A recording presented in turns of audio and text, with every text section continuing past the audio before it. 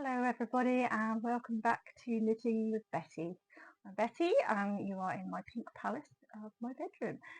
So I rather sillily have just recorded this section already and my tea time, and as I went to make a cup of tea for tea time I realised my new mic, I hadn't turned it on, so I'm having to record this all over again, so bear with me guys. But at least I have a cup of tea with me this time I suppose. So yes, welcome back to Knitting with Betty and welcome back to all my new subscribers and my viewers as well. So I've been watching the viewing stats going up, and for the first time my American friends have overtaken my UK friends. So welcome to all my American viewers. I will try and translate my Britishisms as I go along, but you'll have to bear with me because I probably will for that. So today talking about losing yarn chicken. We've all been there, right? Played yarn chicken and this time I lost, kind of, but I have a workaround so it's fine. I've got news on my test knit update. I had some more exciting yarn post which I wasn't expecting, or rather I had bought it a while ago and forgotten about it, so that was really exciting when that came through the post. What else have I got to tell you about? My knitting retreat. So this is probably the last episode that I'll have time to film before I go away on my knitting retreat, so I'll tell you all about that at the end. And then this time during tea time I've got a book recommendation for you. So I listen to audiobooks when I knit, so I can knit as I'm listening to a book. So I've got a really great book recommendation for you that's not to do with knitting and not to do with vintage things, to do with my other love of true crime, but I will get into that later during tea time. So let's begin, shall we guys? So I have been knitting my Hayworth sweater since the first episode. Yes, pretty sure it was. And I was on the sleeves, beginning of the sleeves last time, and I had 100 grams left of my yarn, which is double knit weight. And one sleeve I managed to get to the end, and I just about could cast off, so yeah, I did about 5 or 6 stitches, and then I had to rummage around for some spare yarn to continue the rest of the cast off. So I think there were about 2 or 3 lots of yarn going on in the head of the sleeve, but, because I did run out of yarn. But I got the sleeve and I got the cuff. But this, I had to do a little bit of surgery on my on the body of my sweater to take some out of the ribbing, which is quite traumatic, but it does mean that I've got the cuffs out, and it does look like it's going to be a nice long sleeve, and with stretching it during blocking, I think I'm okay guys. I think I got the long sleeved sweater that I so desired. Yep, I've just checked, it is on the mic this time. Just had a horrible feeling that all of a sudden I hadn't. So I did film actually doing a little bit of surgery to this sweater. So if you've never had to cut the bottom off the sweater and then reknit the ribbing, I've got a little video that I'll either add it in here or I might do a separate video on how to cut off your bottom bit. It was traumatic. I've never had to cut my knitting before.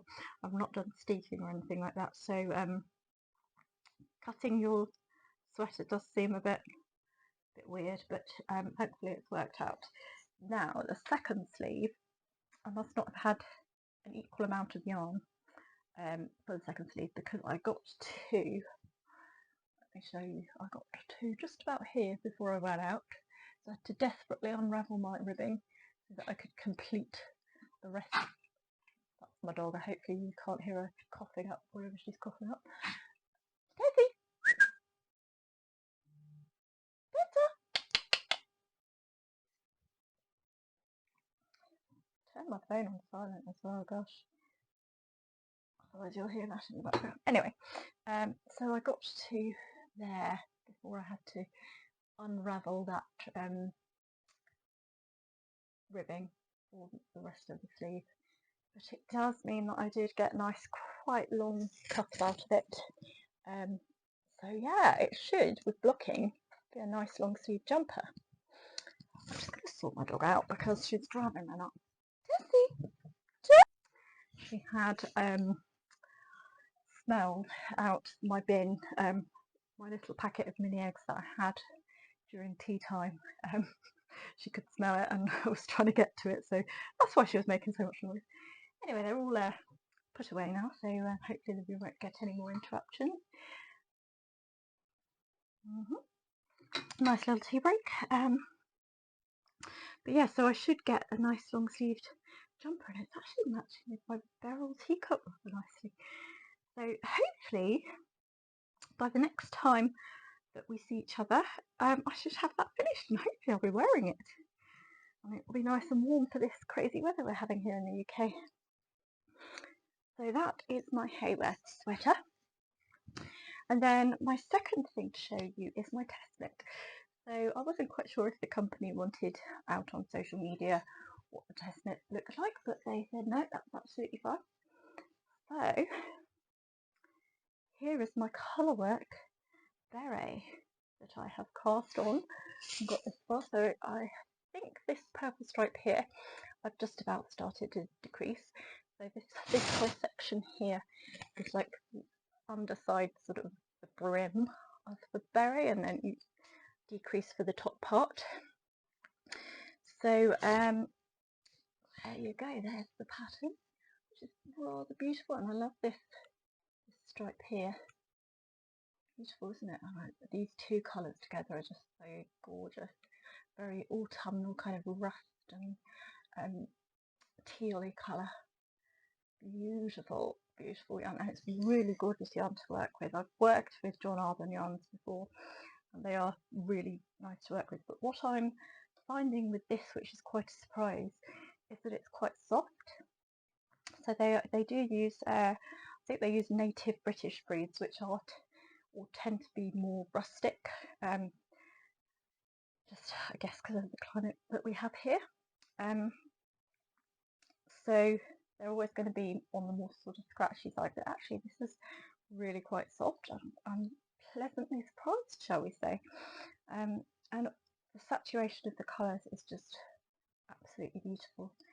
So yes, I'm carrying on with my colour work. So I think this is repeated a couple more times, but instead of in this way around, the grey is where these blue bits are, vice versa. So yeah, it's beautiful. Really enjoying this test knit, and it's the first test knit I've done. And I actually, you might notice this purple stripe I have gone wrong. So the reason that I haven't got much further with this is because I went wrong, and if it was normally myself I would just leave it, because I'm not about to rip back all these lovely rows that I've done. I am essentially quite a lazy knitter, but because it's a test knit, at the beginning and the end they ask you to weigh the yarn so that they can get like an accurate gauge of how much yarn future knitters are going to need to complete the pattern. So I contacted them and said, look, I've gone wrong, doesn't bother me, does it bother you? And actually they were really good about it. They said, no, don't worry about it, just make sure in the questionnaire after you've completed the knit you make a note of it so that the team know that you've gone a little bit wrong, might have used slightly more of one colour than maybe needed. So what I can do actually, when I've finished, if I have a lot of this rusty colour left, I can go in and like Swiss embroider over it so that it's the right colour, or just leave it. It's that bottom little bit of the hat, so I don't think most people are going to see it. I might just leave it because I am that lazy knitter. But I thought you'd like to see my little stitch marker. So look how cute it is. I got this last summer at the Southern Wool Show from an independent little boutique there that was selling all sorts of different characters of stitch markers. I just think they're gorgeous. And she had all sorts of, like, she had cats, she had all sorts of animals, all sorts of different themed stitch markers, all handmade. close up a little bit. I'm pretty sure I did this kind of beadwork when I was a child.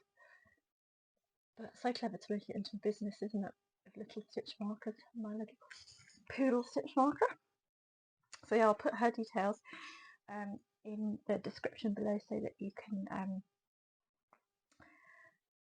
look her up and see what sort of stitch markers she has. So the next item was very, very exciting when I got it through the post. So I'd actually forgotten that I'd ordered this. So it was a nice little surprise when it came through the post. I didn't think I was getting any more yarn through the post, but obviously I was. So I follow this lady on Instagram called Scanehawk Yarns, and she's done a series of like mystery yarns. I think she does them monthly, like mystery yarn dyeing packs, and she's done like a whole series on 90s TV shows. And as soon as I saw this advertised, I was like, I have to get it. And I'm not really into like mystery yarns because I'm quite particular on what I like, colour wise and like yarn wise. So it's always a bit of gamble if you do like a mystery bundle, because you never know quite what you're going to get and if you're actually going to like it or not. But I'm so glad I got this because it's amazing. So if anyone remembers the TV series Due South from the 90s, I am a child of the 90s, so I grew up with this show, had a huge crush on the Mountie. So it is a TV series about a Canadian Mountie that comes down to Chicago, I think it is, and fights crime with his Chicago policeman sidekick. And he has a wolf, not a dog, a wolf called Diefenbaker, who I think Diefenbaker, he was either a politician or like the Canadian Prime Minister, or do they have a president? I don't know. Politician bigwig guy called Diefenbaker. The wolf is called Diefenbaker, and these came with the skeins. So these cute little stickers, look at them. Can you see in the light? Oh, they're cute little Mountie hat and Diefenbaker here, the wolf. They're so cute. And this is by Alex Porter Arts. There you go. Which I just thought was a nice little extra, little stickers for the TV series. Now are you ready for it? This is so gorgeous, this yarn. I'm so glad I got it. So I got a 100 gram skein with a mini skein to go with it. And this is the main yarn, and this is the little mini skein. So this is Diefenbaker's colours. Got his sort of grey wolfy colour. Better this way. Oh, gorgeous. Look at those colours. It's sort of, it's grey, but it's almost got a like lavendery kind of, or pale blue kind of tinge to it. It's just gorgeous.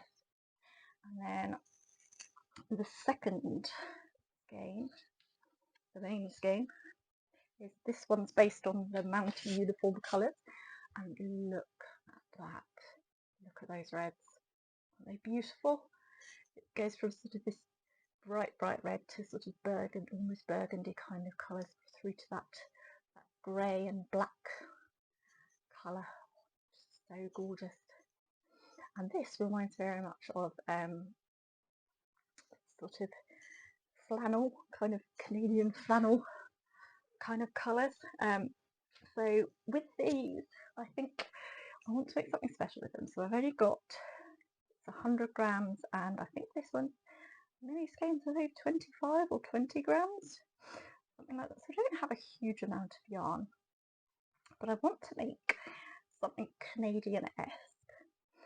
So I was thinking either a pair of mittens, because, you know, cold in Canada, or a beanie hat, or as they say in Canada, I hope I'm saying this right, a toque. I'm not really a beanie hat kind of a person, so I do occasionally on the dog walk wear a hat if it's cold enough, but it hasn't really been that cold this winter to warrant a hat. I'm not really a beanie hat kind of person. If I was going to wear a hat, I'd wear like a Russian kind of fur hat. It's fake fur. Or I'd wear, like, I do need like a an all-weather hat, like a proper dog walking hat, like a fedora type of hat, to shield me from the rain. But yeah, because it's sort of that Canada theme, I thought, yeah, maybe a beanie hat. I did see a beanie hat. I'll pop a picture up. That is like that checked flannel kind of look to it. I don't know if I can make that with this amount of yarn because I don't have much of the contrast colour. But I could have something similar because of the gradient in this skein, either crocheted or knitted. I think it's going to have that kind of mottled kind of look, so it might look kind of flannel-esque. If not that, then I'll just probably do a ribbed, just a normal ribbed beanie, and have this as the bottom bit. I don't know what you call that, cuff bit, and then put a little pom-pom on top just as a nod to that first design. Yeah, all mittens, but if anybody has any ideas on what I can make with this, then please tell me in the comments. I'd love to know if there's anything that screams Canada to you that I could make with this. Here's the gorgeous colours for you just once again, because I just think they should be showing off, and that is from, let me show you her logo. Whoops! Show you her logo so you can find her on Instagram. The dyer has been absolutely lovely throughout this whole process, and we got very excited about being tuned to Due South. I did look up the TV series and buying it on DVD, but it was quite expensive and I can't quite stretch to that at the moment. But if anybody knows anywhere that it's streamed, then let me know, because I'd love to see it again. I know it was on like one of the obscure Sky channels like a while ago, like the whole way through the series, so it must be out there somewhere to watch for free. But yes, so the other news I have to tell you about is my knitting retreat. So I have never been on a knitting retreat, so it's very exciting for me that I'm going on my first ever knitting retreat. It's up in the Lake District, and I have a very long train journey to get there. So where I live in Dorset, it would probably take about 6 to 7 hours to drive, and I'm not about to drive 7 hours, because once I got there I'd be absolutely exhausted and I wouldn't be able to enjoy my weekend, or my week away rather. So I'm going to go by train. So I'm nearly finished on my Hayworth sweater and my beret, so I'm going to try and cast something new on, and I can't decide actually what I'm going to knit next. So I have a few projects in mind. This one, so one of the podcasters that I've told you about before, I think in the second episode I mentioned her, was Alt Knots, and she does this thing called Halfway to Halloween, or she's got some jazzy name for it that I can't remember. But yeah, if you think about it, 31st of April would be halfway to Halloween, like 6 months to Halloween. There isn't a 31st of April, so it would be the 1st of May. But it's time to start thinking about Halloween knits, I feel. And I think she does like a crochet along Halloween, halfway to Halloween crochet along. So it did get me thinking, I need to start thinking about Halloween knits. And I found, as I find most of my good knitting inspiration, it seems, from Instagram. Last October time, I saw this design on Instagram and I just knew I had to knit it. And obviously it was a couple of weeks away from Halloween, so I didn't have enough time to knit it for last Halloween. So if I start it now, I should get it done by Halloween night. Hopefully. So yeah, I don't have, it's double knit, and I don't have a lot of double knit because I don't use it that often. So yarn shopping. On this retreat that I'm going to, the lady who's running it, I'm not going to tell you who it is because I'm hopefully going to get an interview with her for this this blog, for this YouTube channel. So if it doesn't come off, then I haven't promised an interview with this person and everyone will be disappointed. But So many interruptions this week. Yeah, so she's going to be bringing along like a pop-up yarn shop. So hopefully she'll have some double knit that I can pick up some yarns for this knit. But I have seen this particular jumper knitted in like a tweedy orange, which was quite nice. So I might find a sort of tweedy yarn to knit that in. You know, another excuse to go yarn shopping, isn't it? And then for the colour work up the top, I'll use probably just like a white or a creamy colour for the skeletons, and like the background colour probably a black, maybe like a charcoal grey, so it's not quite so harsh as black. But yeah, it's nice and spooky. So there's the Halloween jumper that I could cast on my train journey, or I do have another knit that I missed out on for this season. It's a red sort of Valentine's inspired cardigan that I didn't get done for this Valentine's, but maybe next Valentine's. Again, that's a double knit, so I don't have any red double knit suitable. I've got some red 4-ply, but that was from Bendigo Woolen Mill, and it's a gorgeous red colour, but again, it's 4-ply and the pattern is double knit, and I don't have the brain power to figure out how to change it, because even if I get gauge, or if I make the gauge smaller, more stitches per inch, then that's going to change the size of the pattern. So it might be like really tiny pattern. So I might just get some double knit for that. Again, knitting, yarn shopping. So that's not that much of a hardship, is it really? So I could do that one for my next knit. Or the third option is to cast on the WI yarn that was in the last episode number 3, which is that tweedy pink yarn. Again, it's an Aran weight yarn. I'm used to using 4-ply for all my vintage knits, because a lot of the patterns are in either 4-ply or vintage 3-ply, which I think is roughly about 4-ply. But I don't have that many Aran patterns. I have like 60s and 70s Aran patterns, but I'm more of like a 30s, 40s, 50s kind of knitwear enthusiast. So if anybody has any patterns or knows where to point me in the right direction for any patterns that are Aran weight for 30s or 40s styles, I guess it might be more like your ski wear kind of stuff that might be more Aran wear, or I think in America it's sport weight, or is it worsted weight, Aran? I don't know. American friends, tell me if you know. Might have to Google, see if there's like a translation chart somewhere of all the different weights of yarn. But I do have, I have found some that look thicker type yarns, and actually that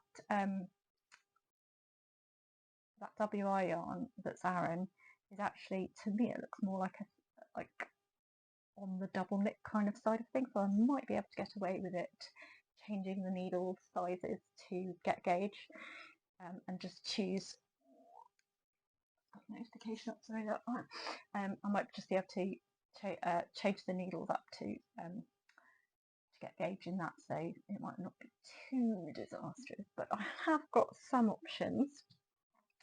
So I might do a poll in the community tab. Yeah, I might do a poll to see which one you think I should knit. I'm so indecisive. This is not like me at all. I'm not normally an indecisive person. I normally know exactly what I want to knit, which yarn to use, etc. But I just don't know what to knit next. So yeah, your help is greatly appreciated on that. Or if you know of like an Aran weight 1940s sweater, or 1930s, 1940s, maybe even 1950s, then let me know wherever I can find it. But anyway, all that is because I need something to take with me on the train. So I looked into flying to the Lake District because I thought, I don't know, somebody told me it would be a lot quicker, and actually it's not going to be quicker because where I live is really freaking awkward. So I live in Dorset, so I'd have to take a train to an airport, which is either Bristol, Exeter, Bournemouth, or Southampton, maybe. So that's like, they're all about an hour and a half away, maybe 2 hours on the train. So that's really not very convenient. Then I'd have the flight, which, depending on which airport I went to, it would either be 2 flights, or a direct flight to either Glasgow or Newcastle, and then from either of those I'd then need to take a train to the Lake District. So at the end of it, it's like the same as my 8-hour train journey. I'm a little bit nervous about it. I mean, I usually love train travel because you can knit on the train. So I used to commute when I was an intern in the fashion industry. I used to commute up to London and take my knitting on the train and the tube, and it was a really great conversation starter. So people from all walks of life would come up to you and say, "Oh, I knit too," and it's a really great way to make friends on the journey, even though London is not that friendly. So that part of it I don't mind, and the fact I've got 2 train changes I don't mind at all, because I'm quite used to travelling on the train. It's the fact that at some point, because I leave at 8:30 in the morning and don't arrive till like 10 to 5, I think it is, I'm going to need the toilet at some point. And anybody who's in the UK will know we have automatic train doors for the toilets, or we do at least on South West trains. And I have a friend who has a horror story of these train toilets, because these train toilets were obviously designed by a man, because the doors can open whilst you're on the toilet, and there was not a thing my friend could do. I mean, granted, she had been drinking, so that might have something to do with not locking the door, but she couldn't stand up, and because the button was quite far away, she couldn't stand up and close the door because she was naked. So she had to wait until someone else pressed the button for her. So clearly a man had, designed it and thought the button over there would be fine for them because they're standing up and they can press it. We cannot because we're sitting down. So yeah, I'm going to be avoiding the toilet for God knows how many hours. But maybe I can hold it into the train stations, because yeah, I change at Basingstoke, so that's like an hour and a half, I think, or maybe not that long, maybe an hour to Basingstoke. Change, have a wee. Then from Basingstoke to Manchester, which I think that was about a 3-hour journey. So again, change, have a wee. And then from Manchester to the Lake District is, I think that's about an hour and a half, 2 hours. So it's going to be a long day, but if I take my knitting with me, my new project that I've cast on, that I don't know which one I'm going to do yet, then I should be alright. But yeah, this retreat, I've never been on a retreat before, and it's very exciting because we get a goodie bag with it, and the designer has designed a project specifically for the retreat. I think it's a colour work one, so we will be casting that on as well. So it's not too disastrous. I don't have anything on the way up. I guess it is, because that's a long ass day to not be knitting, isn't it? Something to do on the train. But yes, anyway, your suggestions would be much appreciated, and I'll probably do that poll later in the week, so make sure you keep checking back and look at the community tab. But yeah, I think that's everything for today. I probably won't do another episode between now and my retreat. It'll probably be after the retreat that I come back, and I'll probably film a few things whilst I'm up there as well. Just out and about, because I've never been to the Lake District, and I've heard it's very, very, very beautiful, lots of sheep. So yeah, I will see you in a couple of weeks. I hope you have a good time. Let me know what you're knitting as well. I'd love to see. You can't put pictures on YouTube can, I'll put my Twitter details so that you can tweet me the pictures of what you're missing. But yeah, I will see you soon and have a good couple of weeks.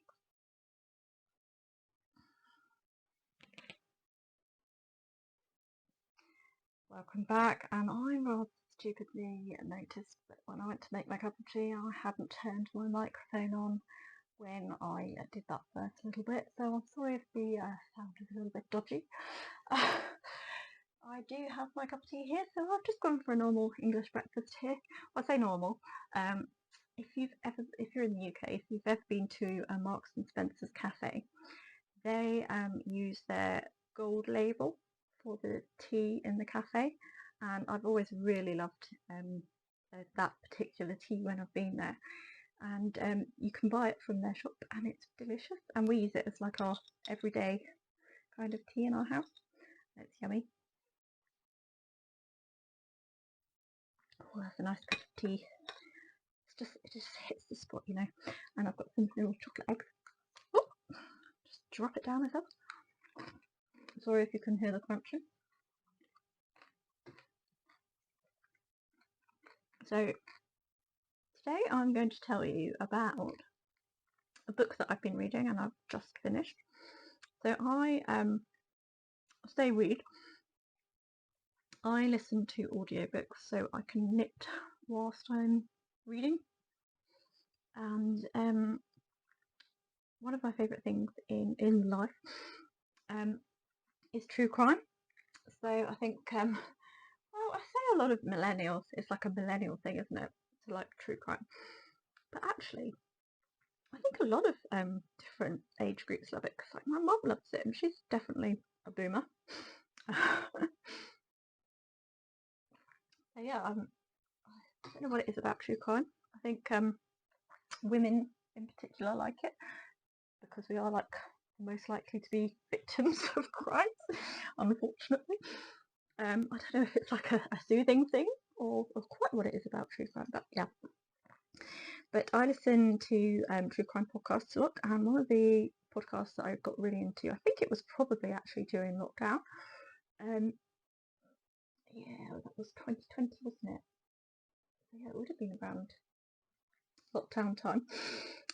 Was the Murdoch Murders podcast. Now, if you are not versed in true crime, the Murdoch Murders podcast was the #1 true crime podcast on Apple, I believe, and it's absolutely incredible. It's a crazy story coming from South Carolina, and it's about, in a nutshell, it's a very powerful family in a certain part of South Carolina who had been sort of head of the judicial system there for generations, and this very powerful family, it was about their downfall, really, the podcast. Lots of strange things were going on, and this journalist, Mandy Matney, was sort of digging around trying to find out, you know, there's strange things going on around this family, you know, crimes that they committed would be covered up and mysteriously not prosecuted or made to go away. And Mandy was one of the first people to stand up and say, no, this isn't right. Just because you're powerful doesn't mean you get away with murder. And that's essentially what it led to. So I'll read the book blurb here for you. It's called Blood on Their Hands by Mandy Matney, this amazing journalist. And the summary is: the highly anticipated inside look at the collapse of the Murdoch dynasty by the celebrated investigative journalist and creator of the #1 hit Murdoch Murders podcast, Mandy Matney. Years before the name Alex Murdoch was splashed across every major media outlet in America, local South Carolina journalist Mandy Matney had an instinct that something wasn't right in the Low Country. The powerful Murdoch dynasty had dominated rural South Carolina for generations, and no one dared cross them.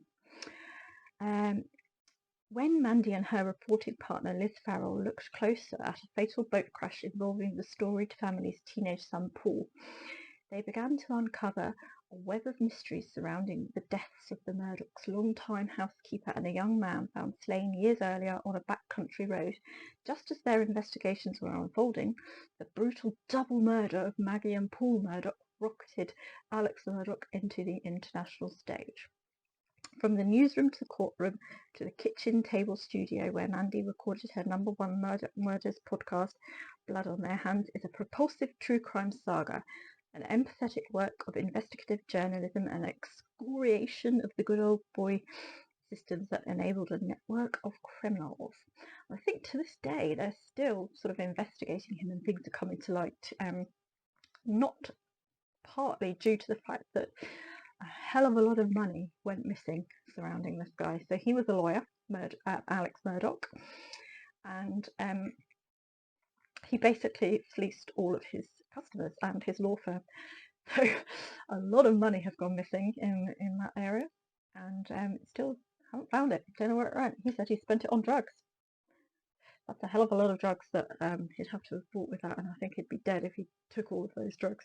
Anyway, allegedly. Because he's not, he's probably still being prosecuted for a few of those things, so allegedly, people. Anyway, this book is amazing. I absolutely loved the podcast, but what is so incredible about Mandy, the author, is that she's searingly honest in mental health issues that she's had, that I think a lot of people can find really relatable. But she has such integrity as a journalist.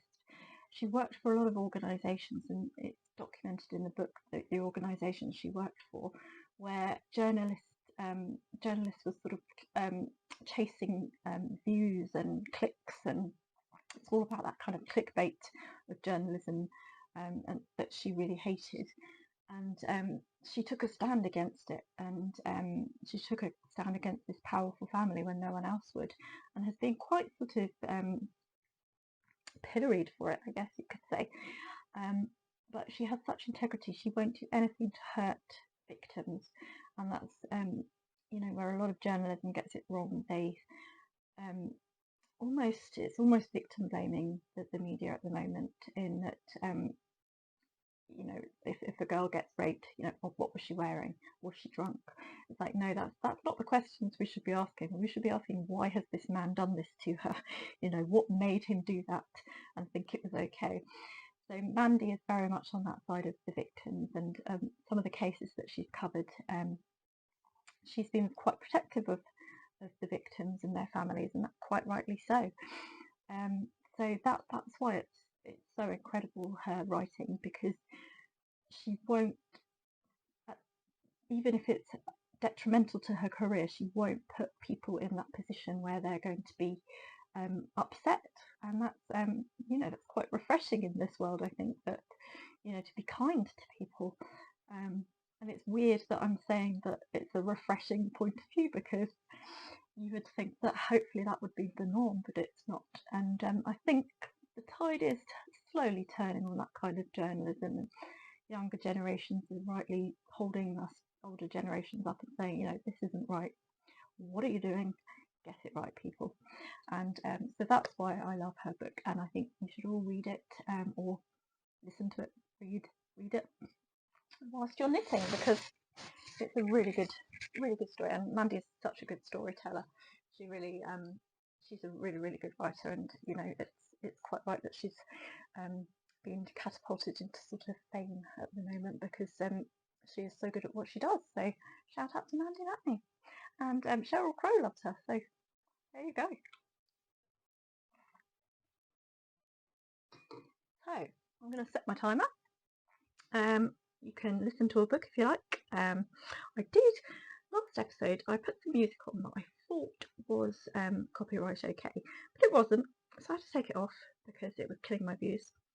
So there may or may not be music in the background as I knit away, but feel free to put your own music on, or what am I doing? I'll put a timer on, aren't I? Put your own music on, or put a book on, put a TV series on if you like, maybe one that I've recommended in the past, and do some knitting.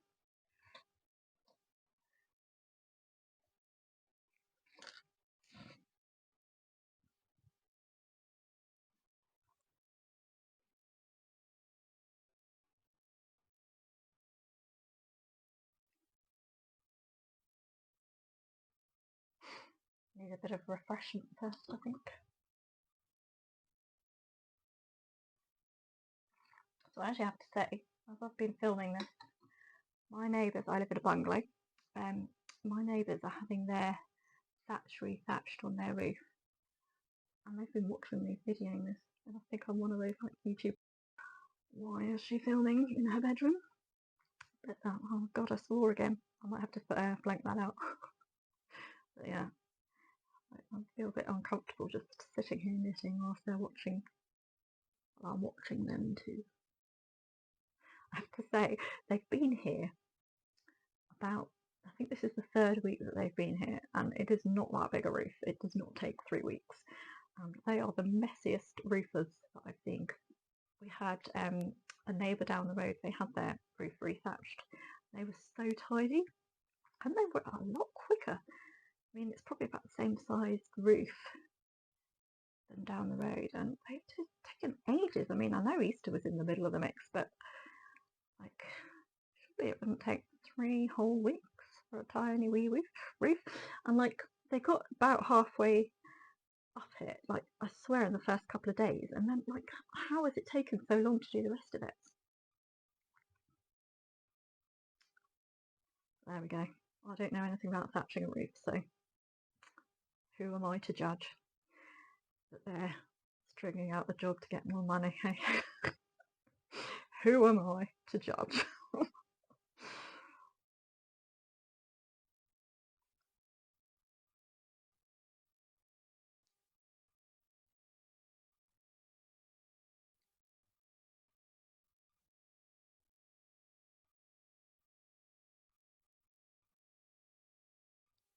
I think they've gone for a lunch break actually, they're not there anymore. I feel a bit more comfortable knitting in my bedroom now.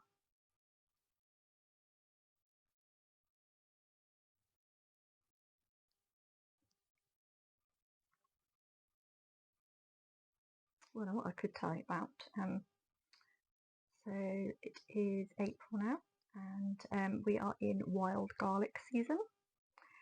So I have been picking my wild garlic patch. Now, anyone who forages for wild garlic will know you don't tell people where your secret patch is, because if you do, it will be bare the next time you go. So I have a secret patch up the road. It's not too far away. Like, I did drive there because I'm lazy. But yeah, I've been making lots of wild garlic things. So I made a gorgeous quiche or tart, if you want to be posh, that was wild garlic and goat's cheese. And the recipe that I followed, which I'll put down below, had trout in it, but I didn't have any trout, and I looked in my freezer and I didn't have any salmon either. So it was just wild garlic and goat's cheese, and it was absolutely delicious. But I have recently found a second wild garlic patch. It's a little bit closer to me, so I can easily walk it. There is no excuse for me to take my car down there. I am just being lazy if I take my car there. But it's the way that I take my dogs for a walk when the fields are too muddy, because it's been so wet. I take my dogs just down the road, and I love going that way, not only because of the wild garlic, but also I go to see my boyfriend. So he's called Harry. He's very, very hairy. I'll pop a picture up. And Harry, he lives with Harry and Sean, who's his friend, his mate. They're 2 donkeys, and I'm in love with them. So we've been going that way quite a lot recently because of the rain. And that's sort of since January, I'd say. And it has taken a good couple of months for Harry to get used to me. Playing hard to get. But they are rescue donkeys, so the owner doesn't know what their history is. So they are very, very shy, the donkeys. One of them more than the other. So Harry is a little bit more bold, and he'll come up to me. Now, taken a couple of months to get him to come over to me. But yeah, I just love him. He's so gorgeous. and he starts kissing me. I go down there to have a nice little snog with my donkey. He gives me little cheek nibbles, and he's just so gorgeous. But yeah, he hasn't come over to me yet. He's more interested in my dogs, which makes me think, you know, did he have doggy friends in the past? Because he comes over to the dogs and by the gate sort of touches them on their nose, which is really sweet. He loves dogs. He's just a bit wary of humans, so I don't know what happened in their past. But yeah, Harry and me were like... But yeah, that's by my second patch, so when I've run out of my first lot of wild garlic, I can go and get some more. But it is more exposed to the road, so if I go with my little foraging basket, people will see me because it's quite like a thoroughfare for cars. So when I went to my other patch, my first patch that I knew about, right up the road, it's a little bit further off the road, so I can hide when there's a car coming so that they don't know where my patch is. But I've been making lots of garlicky things, so one of my favourite recipes is a wild garlic and I think it's cheddar scone recipe from the National Trust, I think it was. It's a really yummy recipe anyway. Yeah, and I will share details, but wild garlic can make so many things. It's great if you make a like pesto out of it. You can use it as like a salad dressing. Mix it with some olive oil and have it as a salad dressing. It's yummy. You could swirl it through soups. That's quite yummy. Or just make a wild garlic soup. They're quite almost, you could swap them in recipes that have spinach in them and give a nice little garlicky taste. So you could have like a nettle and wild garlic soup. That would be really nice. They've come back from their lunch break, damn it. They're watching me. Oh, they've got a broom. They're actually going to clear up after themselves, guys. Yeah, there's been like thatching stuff all over the road since they've been thatching, and like the guys down the road that were really neat, like they didn't have thatch all over the road. That's cost them so much of like lost thatch that's just blowing all over the road. By the way, I have learnt my curtain twitching from my mother, the best, who learnt it from our old neighbour down up country when we lived in Hampshire. She was the best curtain twitcher. She knew all the gossip in the road. I'm learning the ways, obviously.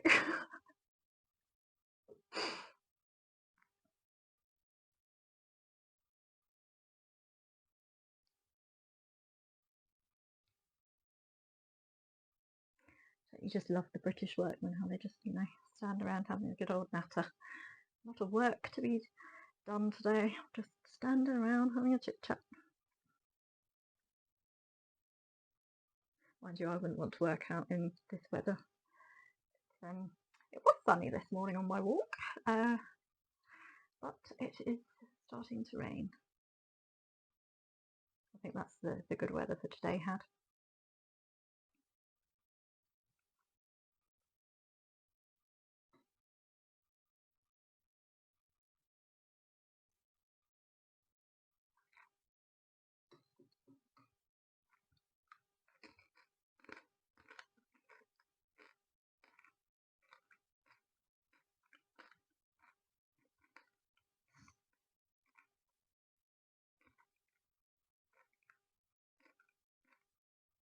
Sorry if you can hear my crunching of my mini egg. Is anyone else absolutely lovely? Like a couple of months ago when all the Easter stuff started coming in the shops, I saw a kilo bag of these with leggies. Oh, found that. So I found a kilo bag of these and I didn't buy it because I knew if I bought a kilo bag I would eat the whole thing quite easily in one sitting. But I obviously thought about this a lot over the next couple of weeks. I was like, I need that kilo bag. They're so good. I went back, they're sold out. So yeah, I don't have a kilo bag. Still on the hunt for it, but they're so good, mini eggs. Anyway,